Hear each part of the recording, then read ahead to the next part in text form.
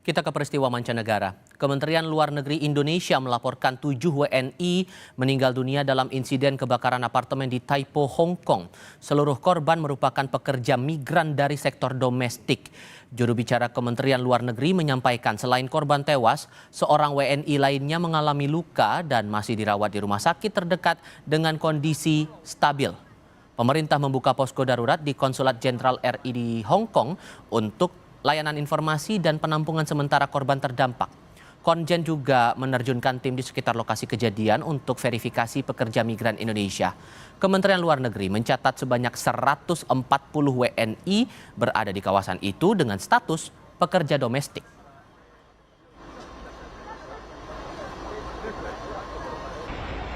Kami dengan sangat berduka mengkonfirmasi bahwa terdapat 7 warga negara Indonesia yang meninggal dunia dan seluruhnya adalah pekerja migran Indonesia sektor domestik.